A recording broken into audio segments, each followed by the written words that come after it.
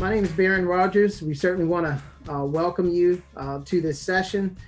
We have a very diverse panel of speakers for this session that will be sharing their wealth of knowledge with you. We have a facilitator. Our facilitator is Ms. Elizabeth Beggins. She is with our Million Acres Challenge, and she will be moderating and introducing our speakers. So since this session is only an hour in length, I will go ahead and turn it over to her so that we can get started with the program. Great, thank you so much, Baron. Thank you, panelists, and thanks for everyone who is joining us today. As Baron said, I'm Elizabeth Beggins. My official title is the Maryland Agriculture Outreach Specialist for the Million Acre Challenge. I live in Talbot County, Maryland.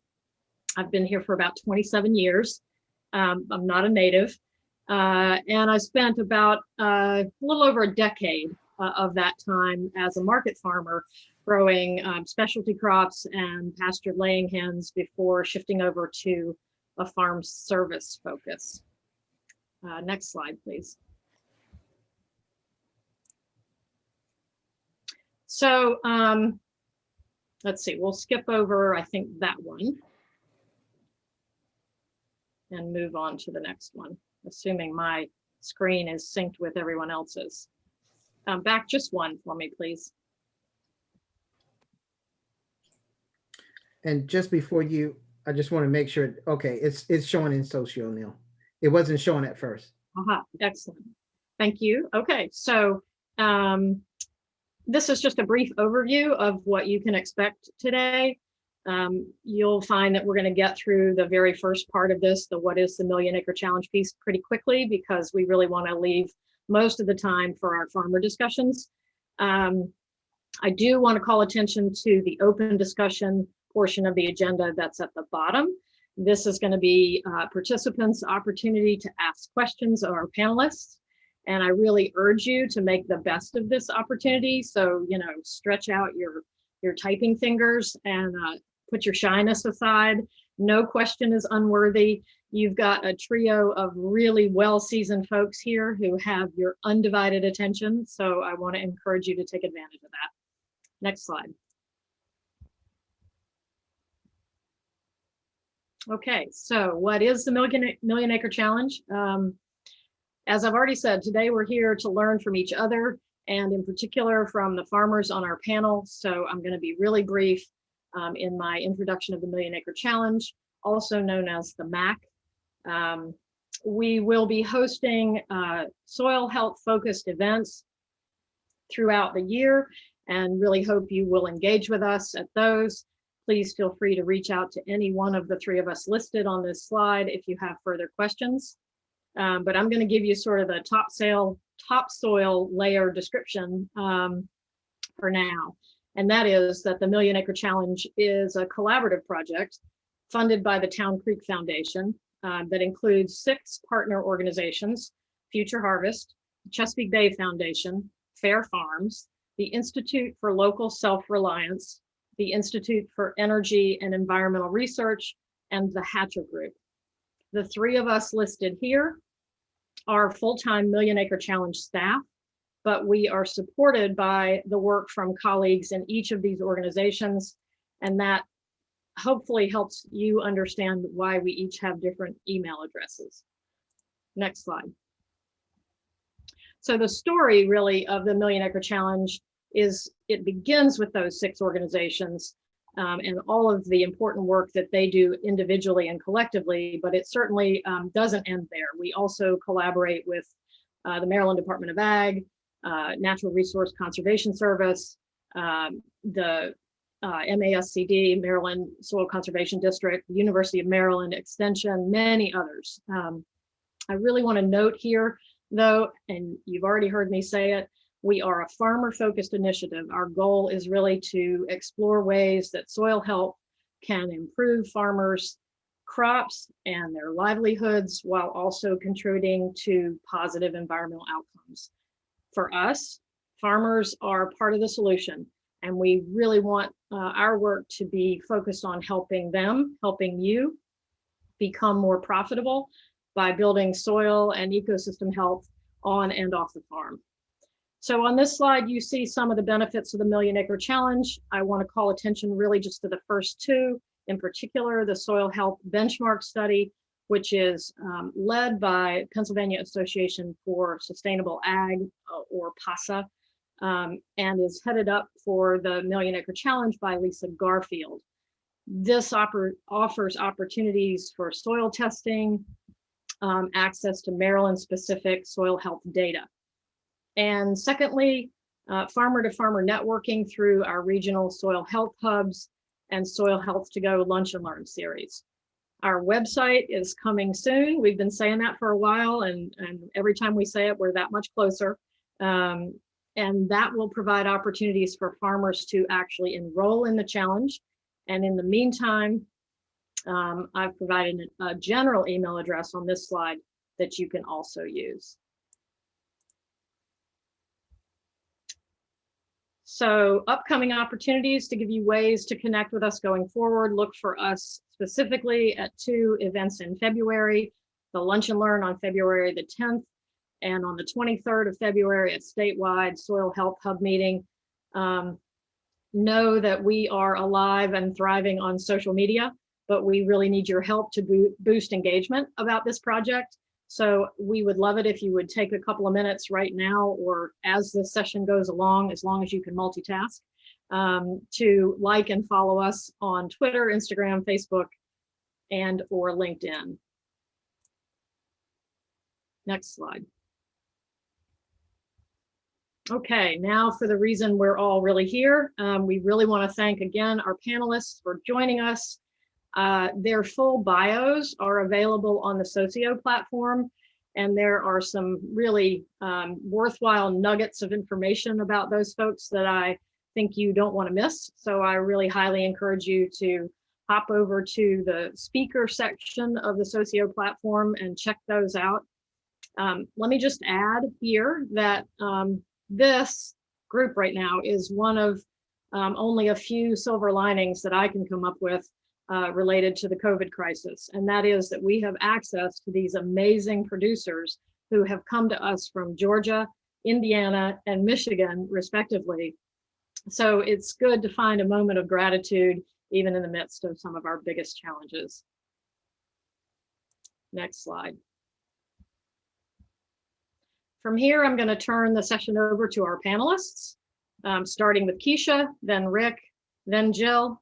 Each panelist is going to have the virtual floor for about 7 minutes. We'll get the gaff if anybody gets a little too long-winded.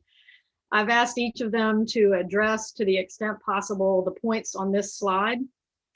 This is when you want to use the email address that was provided earlier, amanda@millionacrechallenge.org, or the link to the Google document, since our chat feature is having some difficulty cooperating today. So any questions you have in mind as these folks have their part of this part of our presentation, please go ahead and send those along, and then we'll have time at the end for a more open exchange. All right, Keisha, handing you the virtual talking stick. Thank you so much. Next slide. Thank you, Elizabeth. And hello, everyone. I'm glad to have the opportunity to be here with you all today. I am here at the farm here in Georgia. High Hog Farm is our small family-run farm. My husband and 3 sons began we've been on the land for about 11 years, and we've been technically considered farmers for about 6 years of that time, although our relationship to land started before we actually got a FSA number. We are a small diversified farm, and over the past 4 years, we have transitioned to focus more and more on fiber production. It started with Angora rabbits, actually about 10 years ago, then transitioned to sheep, and now a myriad of dye crops and fiber crops. So that is definitely the agrarian arts portion of this living is a huge passion and driving force behind a lot of what we do. But we do also keep milk goats, chickens, rabbits, and there is a lone turkey that was a rescue that wanders the farm and lives here with us. We consider ourselves returning generation farmers. This is a Black family learning to reclaim and re-engage with land and our natural environment and building an ecosystem that's healthy and sustainable for everything that lives here. And we take that stewardship role very seriously. It's quite the adventure sometimes, learning coming from a non-agrarian, more of a, I call it subdivision, where you're in that no man's land kind of upbringing, to being more connected and responsible for the health and wellness of everyone and everything around you. There's a couple of slides I can share, Elizabeth, if you'll go to the next one, which will give a picture of some of the, those are my Gulf Coast native sheep, and the two that are actually in the center are Jacobs. It's just a quick video of them grazing and browsing this past fall. And I will touch a little bit on why and how we manage our grazing. You can go to the next slide. We understand that, you know, we are grass farmers, which means we're soil farmers. Everything starts with the soil and the health of the soil. Twice a year, we rotate chickens through areas of the farm and the pasture that need a little bit more time and attention. And we also move them and then reseed in any areas where they've scratched and dropped their manure. This is the batch of chickens that we raised this past fall, 2020, the fall of 2020. So they're all around workhorses. Chickens are not just cute to look at, but they actually do a lot in terms of helping improve the soil fertility and allowing us to increase seed to soil contact when we come behind and we introduce, in our case, we also introduce lime because our soil is acidic and we are in a heavy pine forest region where acidity is very common. Next slide, please. Part of this was last spring, when the mix of rye, and we do a variety of seeding in our pastures with a diverse perennial and annual mix. And the spring is that sweet spot right before it's too hot, where the rye dies back and the crabgrass and some of the other native mixes start to kind of come up together, and they tend to binge themselves on the grasses and the forage, and we have to manage them, not overdoing it. So as you can see, there's sheep in this picture. You can go to the next slide. We also have the La Mancha goats. My youngest son is the goat whisperer, and he makes goat milk soap. He's been doing that since he was about 12 years old, and past 5 years or so. And we run our goats and our sheep, and we rotate them through the pastures together. We also manage we try our best to manage the height of our grasses, and pay attention to the overall soil conditions, for the sake of the soil, the grass, as well as the parasite load that they can carry. So we try to make sure it's no less than 4 inches. We are still getting established and overcoming a lot of the erosion problems and soil degradation problems that we had early on, following the clearing. But things are slowly starting to develop. You can go to the next slide. And Keisha, you have about 2 minutes. Okay. Well, I'll just touch briefly. We can click through the slides. You can continue to click through the slides. Our double duty right here, our double duty kind of tool in our toolkit is our rabbits. Our rabbits serve the purpose. We move them through tractors. As you can see, this one is one of the bred does. It's American chinchilla rabbit, which is a heritage breed. And they are excellent at soil fertilization. That's a green manure, and they help to improve soil health. And then we also keep our breeders in hutches, and their manure goes straight into a vermicompost setup where we mix that with the rest of our poop manure management from the horses and goats. And you can go to the last slide. And all of that that's the big compost pile around the base of one of the trees that was, the goats had stripped the base of the bark, and we piled the compost around the base of the tree. And there's all sorts of worm activity in there, as well as the manure management. And we will let that rest and then later spread it through troubled areas or areas that need a little more TLC on the farm. So I'm sure there'll be more questions for me later, but that's part of the system that we use here on our farm. Thank you. Thank you. Hard to fit it all into a short time. Luckily, there will be time to revisit some of this. And next, we're going to hand the talking stick over to Rick Clark. Thank you, Rick.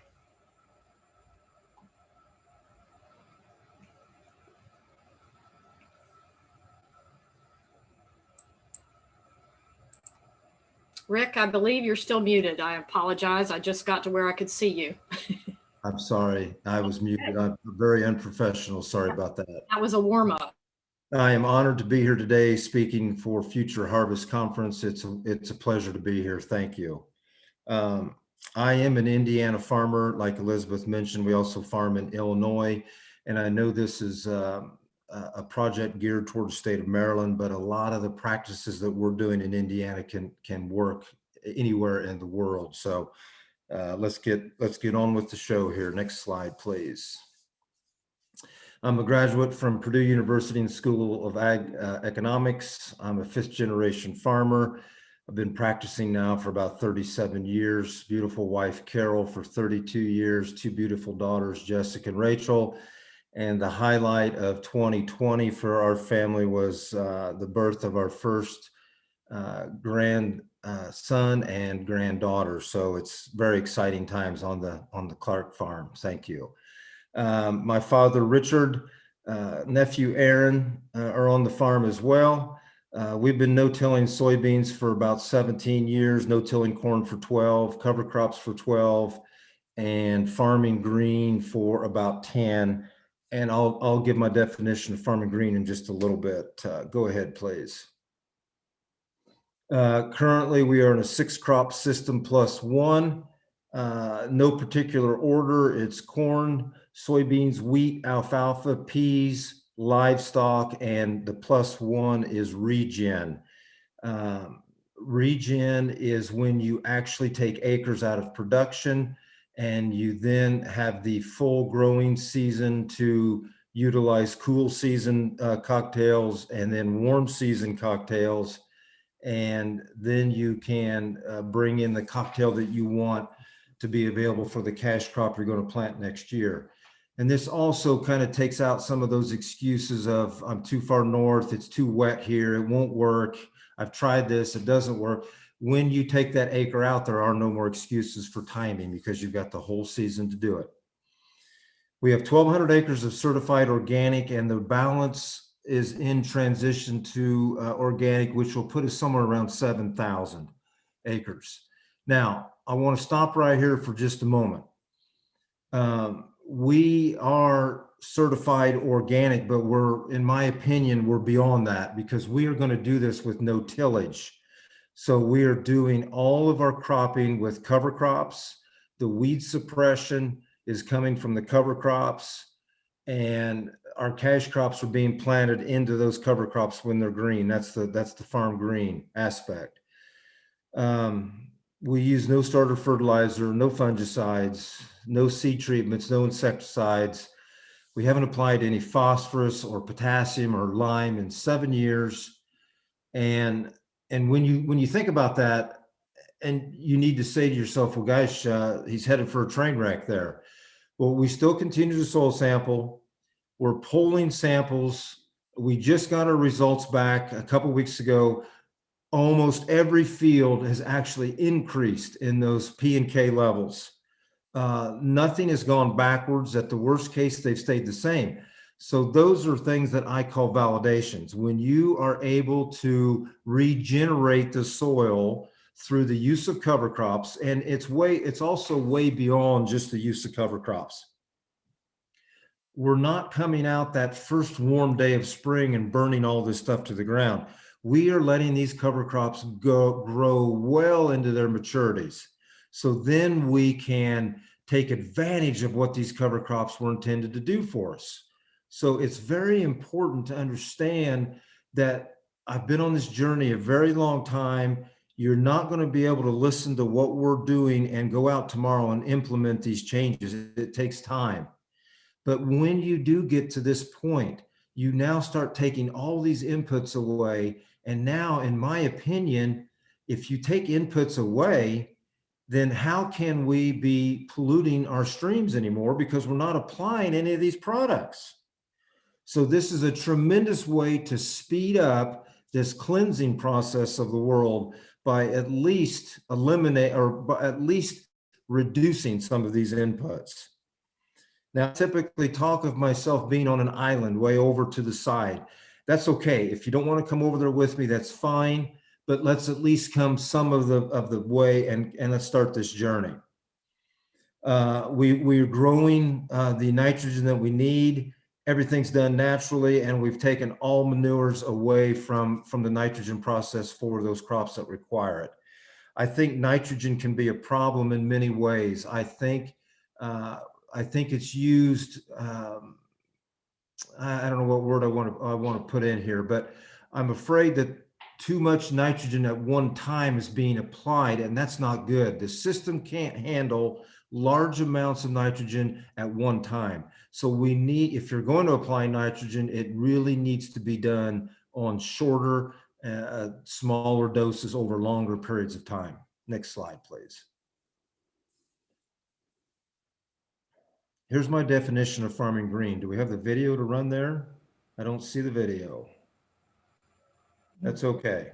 Planting the cash crop of corn and soybeans into a living, growing green cover crop. Termination may not occur for up to 30 days.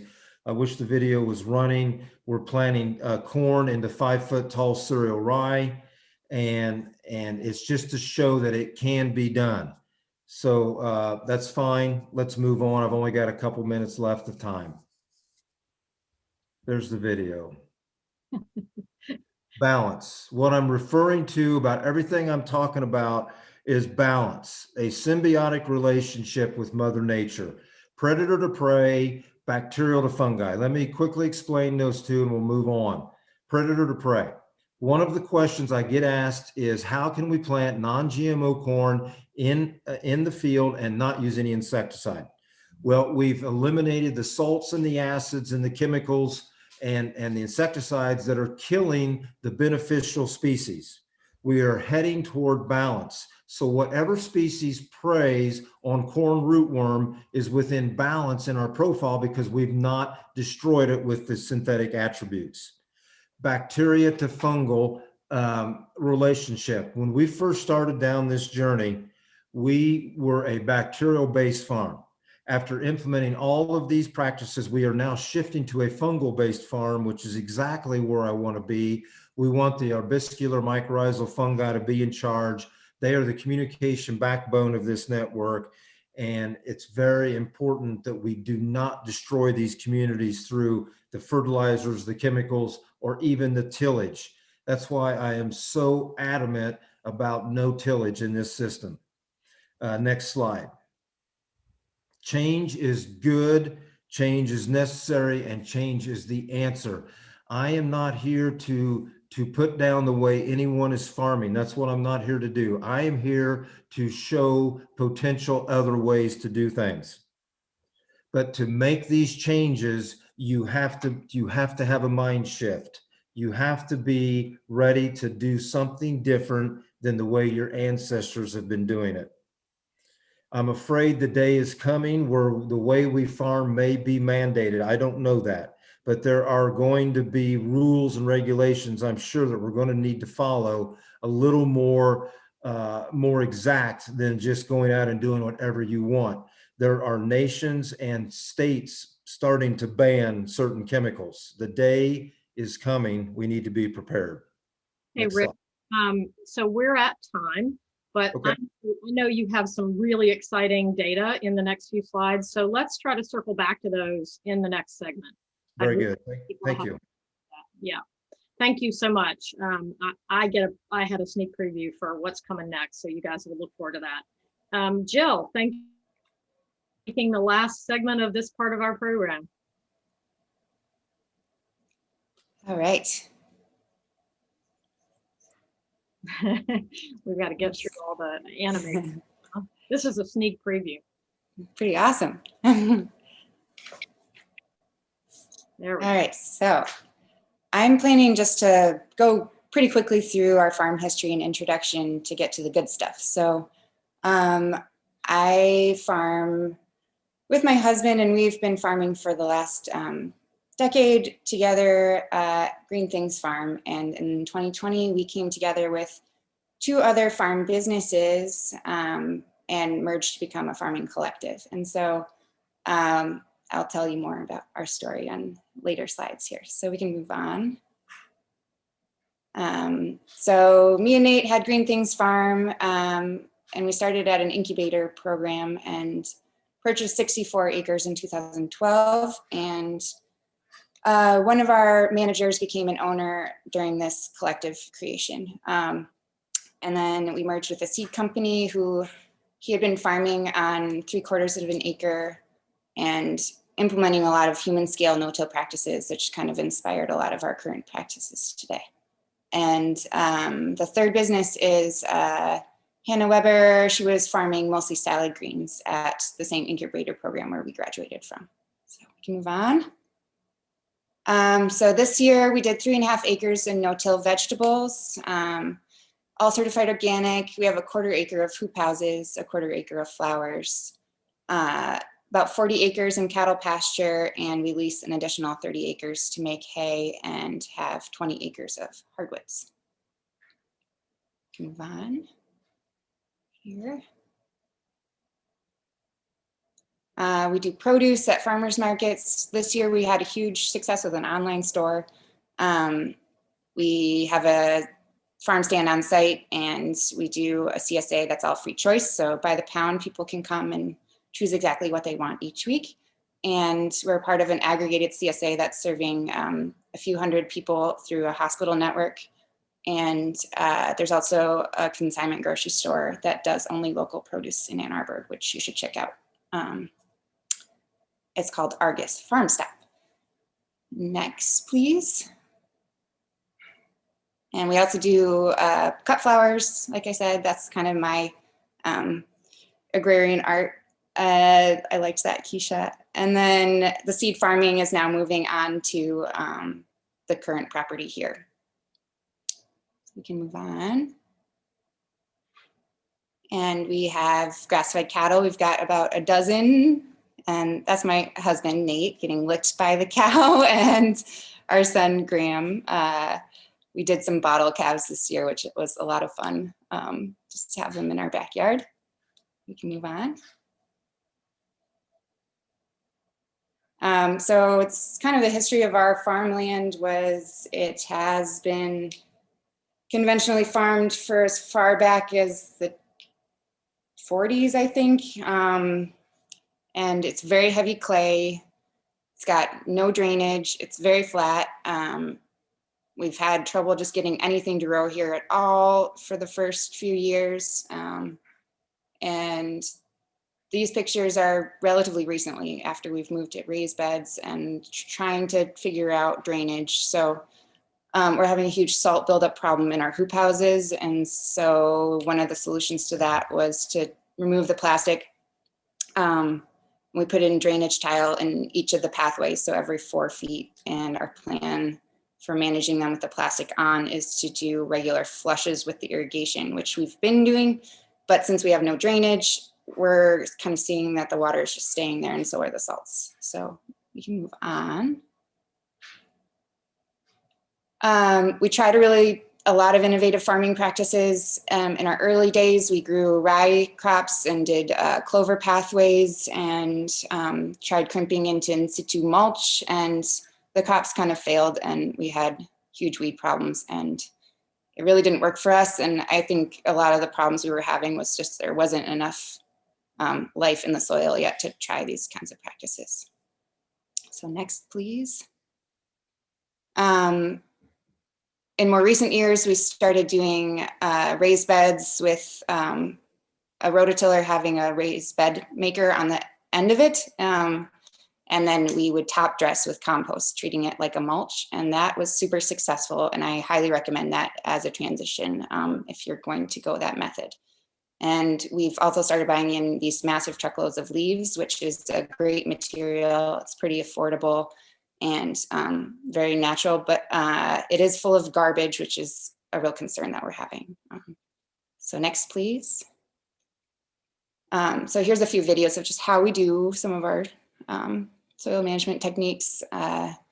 We've moved all of our farmland 3.5 acres, and we're adding several more fields to this permanent raised bed system in one season, pretty much. So it was a huge amount of effort. And so we really had to mechanize a lot of it. And, you know, we've been farming for 10 years and I'm already feeling a lot of aches and pains in my body. And so any way that we can mechanize, I think, is really, really helpful. And coming from a tillage farm, and we have a lot of equipment and tractors. And so trying to use those as we are able, but you could definitely do a lot of this work without tractors. Okay, next, please. So this is how we've been spreading compost on our beds. So we've moved completely to no-till in 2020, and I guess we've been doing this method for a few years now, but it works really well. One person drives backwards over the bed, and 2 people shovel. It's a lot of work, but it only takes about 7 minutes per 100-foot bed, and it's about $30 of amendments. So it really makes a difference in the profitability. So moving on, please. So our bed preparation method is ABC, we call it, amend. We use gypsum, sulfur, and poultry fertilizer spread with 5-gallon buckets.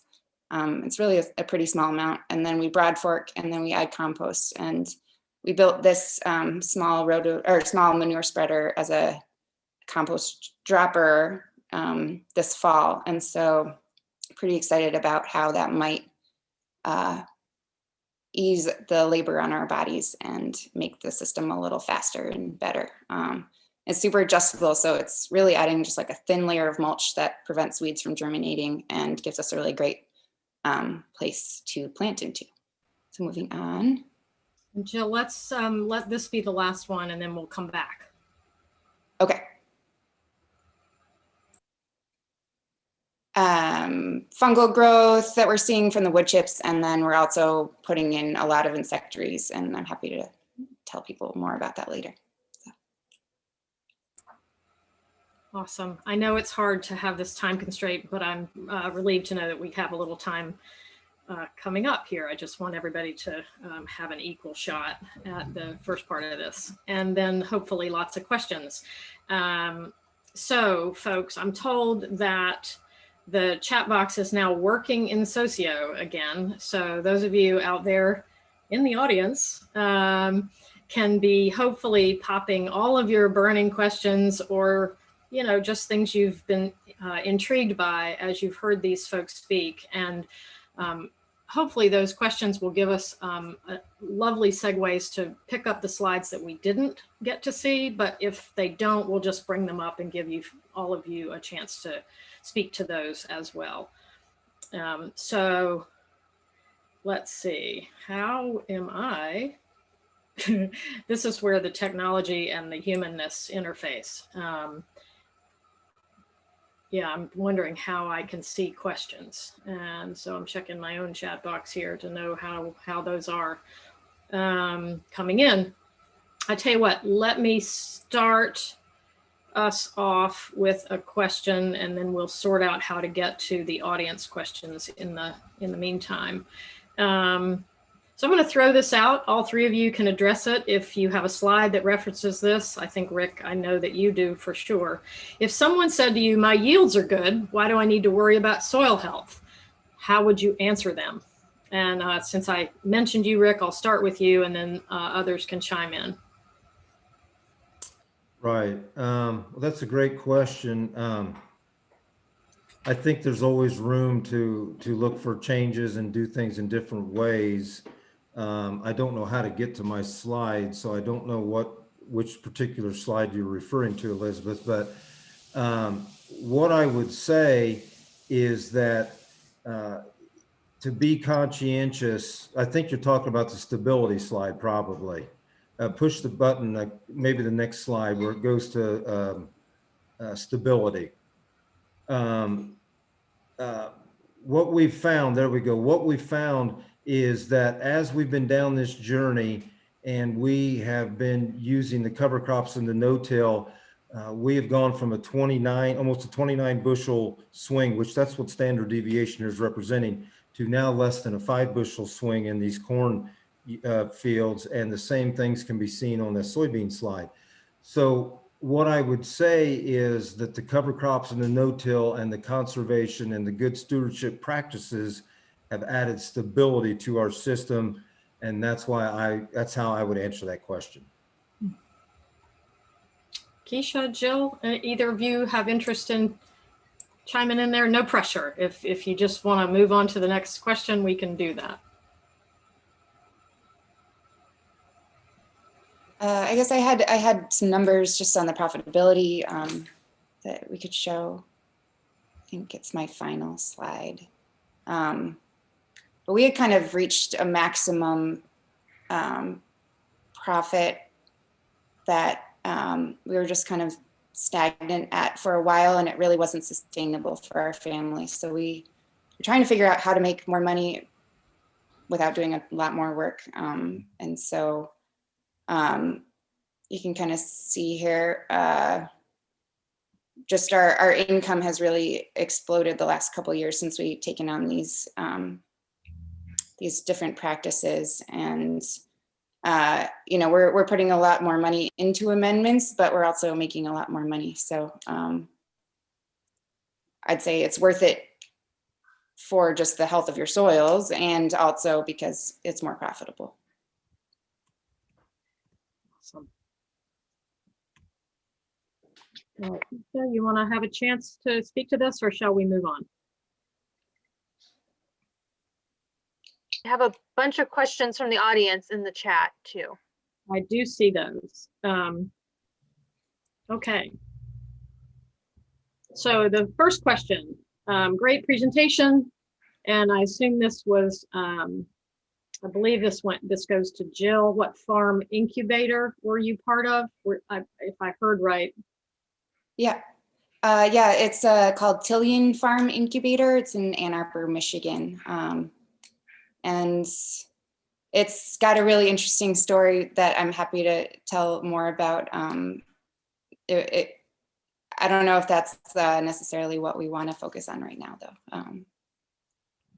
But you can look it up on their website.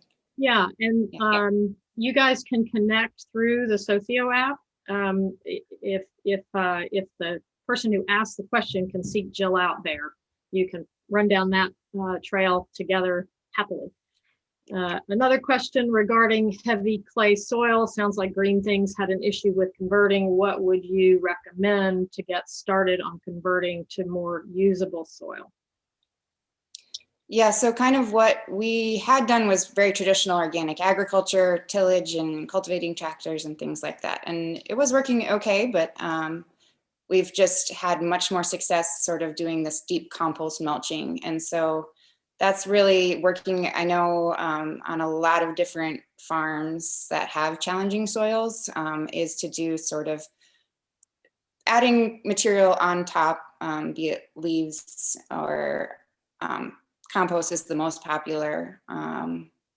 And so you can kind of grow above your soil, and over time we're growing cover crops and things that are mixing and making it much better. Awesome. A question for Rick. Was there lag time in increased production due to residual inputs?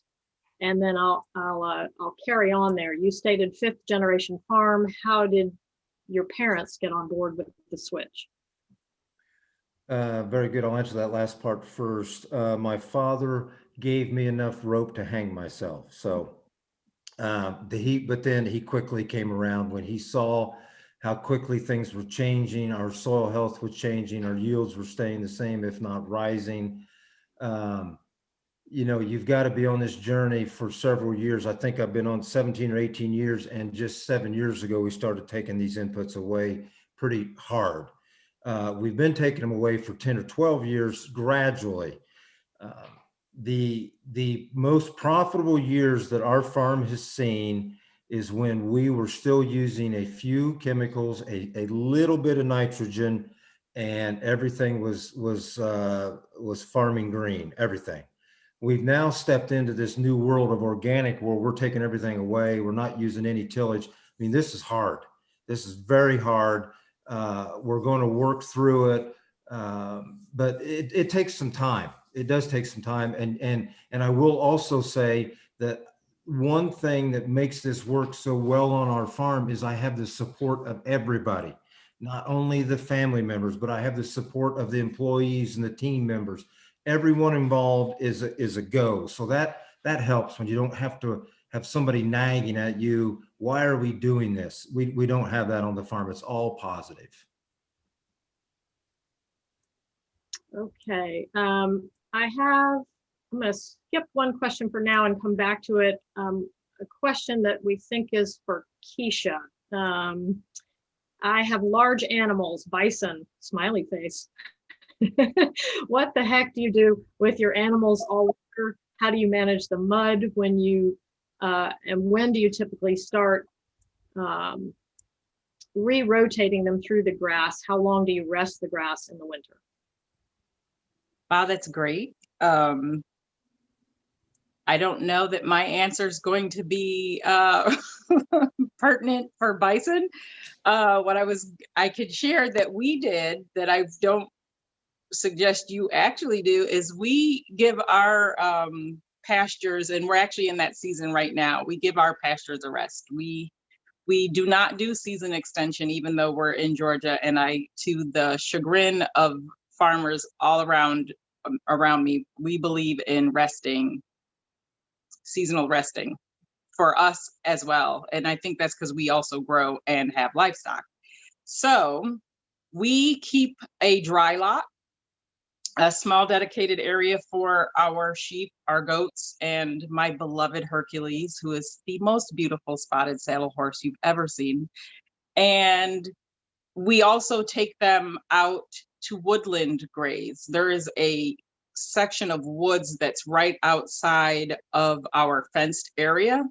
And we found that actually helps them not only avoid cabin fever and moving and not just relying on hay, but they can then forage. We have a smaller flock and herd size. So even with that, it is a test of my shepherding skills for sure. But we're able to, my livestock guardian dog and we go out and we let them browse/graze. I don't know that would work for bison, but it works for us because we are on such a small acreage and we're such a new farm. It's really important for us to put the pasture and put the soil first for everything else to be healthy, and that requires keeping them off of it for a while.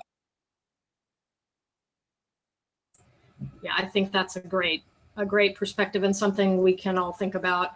And it kind of also translates a little bit to our personal lives. How do we make sure we're not burning ourselves out in this work.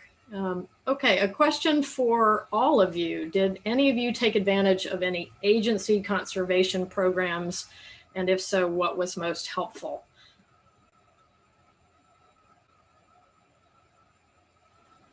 I'll go ahead. When I started down this journey several years ago, I utilized the EQUIP program from the USDA NRCS, 3-year program payment.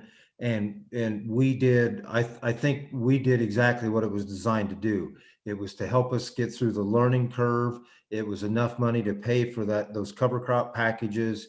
We became comfortable. And when the 3 years expired, we then moved on and we were on our own and away we went. So EQUIP.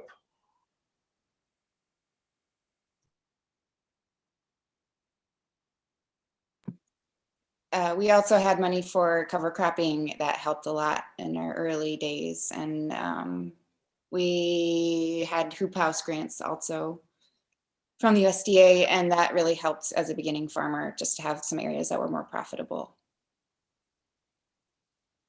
And I can echo that the EQUIP grants were helpful for us as small beginning farmers. We actually put in high use areas for the livestock as well as some irrigation and the pollinator mix cover cropping. So it's helpful.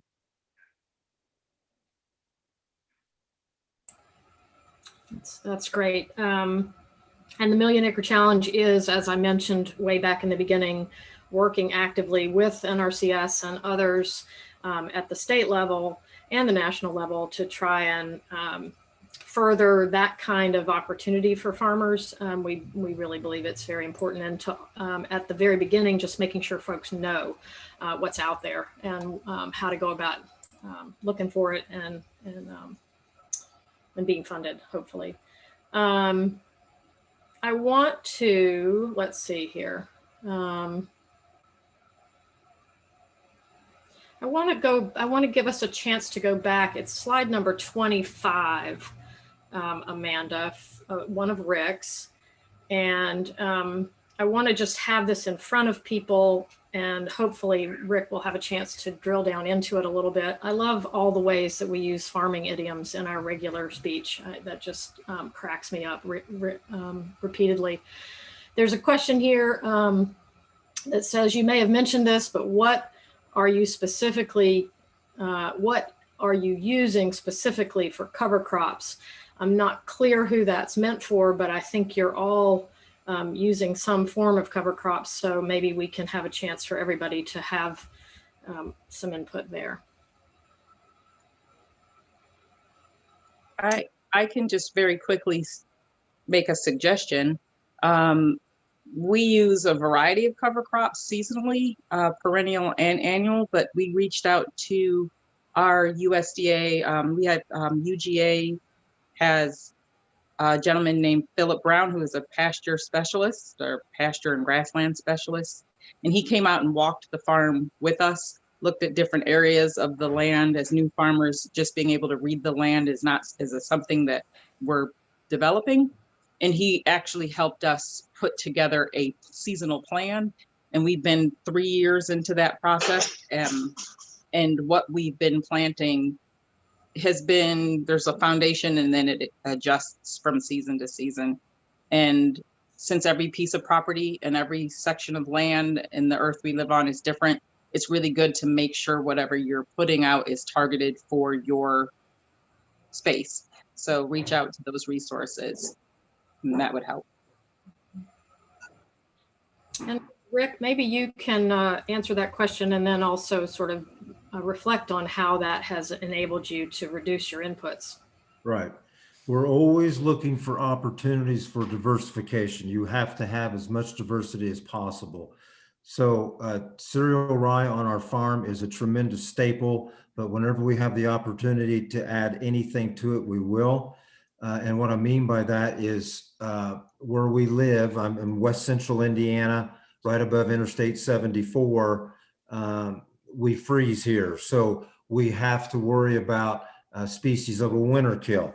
So if you have the right time, like in the first week of September to up to maybe October the 1st, so the month of September, that's when you're going to put out your warm season species that are going to winter kill.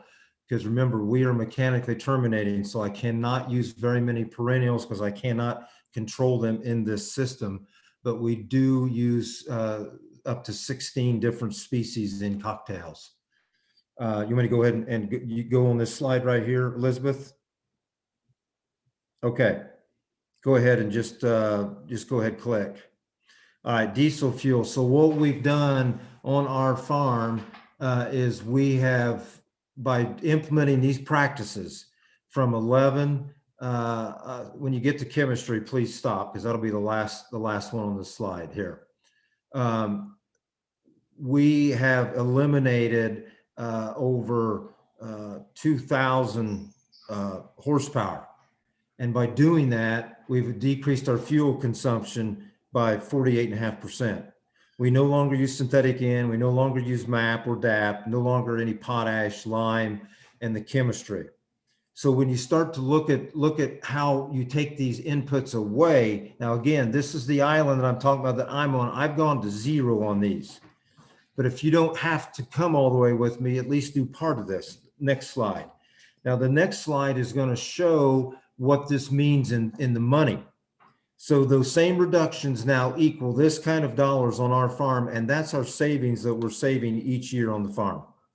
And that's a very conservative number. I think it's probably over $1 million, but we're going to stay right there. And these are the things that make you become very, very profitable when you can take all these inputs away. Yeah, hard not to be impressed by that. Thank you. We have a question that goes to everyone, and that is, what are your long-term sustainability and succession planning plans? So meaning 150 plus, I presume, years, multi-generational. How about we go to Jill, because you haven't had a chance to speak in a while, and then I'll let the other two come in. Well, forming the collective was a really interesting way to kind of separate our family from this business. So while we are like 2/5 of the collective, we do maintain the land ownership, Nate and I personally. But it's a really interesting way for people to be able to join and leave the business and to have equity more available. And so it's, you know, we've invested a lot of our money into this land over time. And one of the big fears we've had is, in order to retire, we'd have to sell the property. And so the collective has a mortgage from us. And so they're actually paying off those investments that we've made over the next 15 or 20 years. And so we're actually having more money available in our pockets so that we could preserve this as a vegetable farm or whatever direction the collective takes it. And so I foresee, you know, more partners being able to join in, and as we want to move on, we can do that. And so it's really great.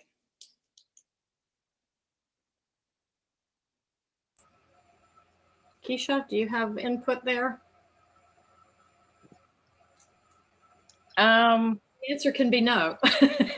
Well, no, I have, it's not maybe what one might expect. We're just, as Black farmers, we're positioned slightly differently, and it's more of an idea around the generational, like having access to land, maintaining the land, being able to educate and open up this type of living and this type of work, while removing the stigma that's associated for a lot of people that still, even though we've traditionally and historically been Black agrarian workers, I mean, we've been here for centuries doing this work, but doing it in a way that it helps for my children and for my community and people who are nearby to understand that this is a deeply spiritual and healthier way of living as an option. So I always have that bigger picture in mind, and that's something that I would like to leave, if we're going to use the term, as a legacy, and then start there and then work out the equity and the other lenses, which are very important to making that sustainable. So I just come at it from a different perspective, I think. That's what this is all about, is bringing in different perspectives. I'm so appreciative of all three of yours. Rick, did you have anything to add on the succession topic? No, I mean, we're trying to build a systematic approach here that's going to be viable and repeatable for generations to come. So, yeah, and then Carol and I, my wife, will start working on where we're going to, start doing estate planning and all that. And I don't want to get into any great details, but I think I want to more answer that question about, we're building this system that's going to be viable for generations to come. And I'll just leave it right there. Elizabeth, this is Baron. You have about 3 minutes left for this session. Thank you very much. Yeah.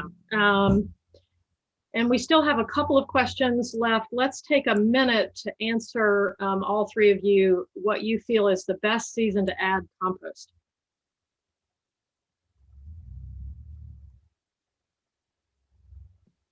I mean, we add compost every time we plant something, so we might add it 4 times to a single bed over a season. But our rule is to never apply it to frozen ground, because the runoff is a real problem.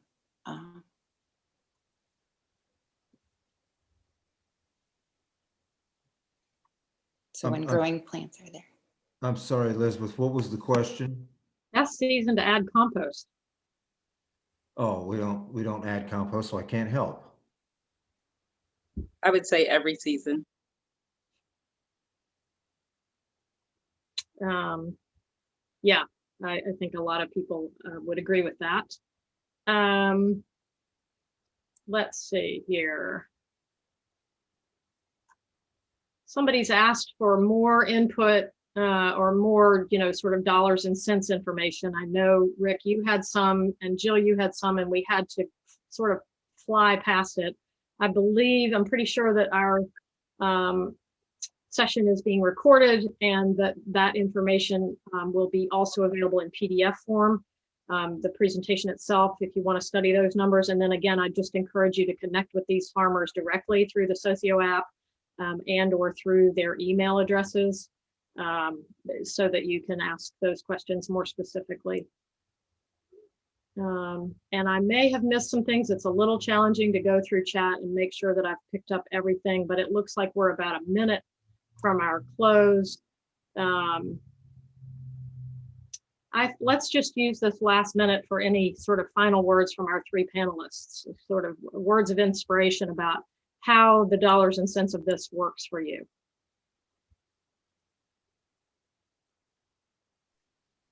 I'll just very quickly say change is good. Please start now, because it was just yesterday I had my children, and now today I'm holding my grandchildren. Time goes fast. Please make the decision to make a change, and then start slow and build up as you get comfortable. I love that. I will piggyback and just say that what was told me, it's a marathon, not a sprint. We dream of being where Rick is one day, but we are where we are. So it's a matter of stewarding the land and reading the land and giving what it needs now and growing forward. So start where you are and stay steady. I'll just say I've been trying to put all of these topics and more on our blog, on our website. We've also been interviewed a couple times by the No-Till Organic Vegetable Growers podcast, so you can hear about more of our collective and our no-till practices on there.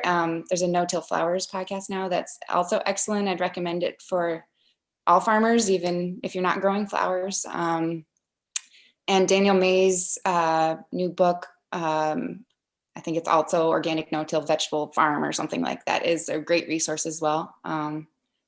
And compost has really saved our farm. So I'm a real compost advocate. So thanks for having me on. Yeah, it's so great for all of you. Every time I do something like this, I really want to have a half a day at a minimum to really be able to get at some of this. But what hopefully has happened is that everybody has been inspired to continue their connections with you all and their connections with their soil and with the Million Acre Challenge. Once again, here's our email address. We would love for you to reach out to us, and we're happy to help connect you to resources that will move you farther along on your soil health journey. So thank you all very much. Well done.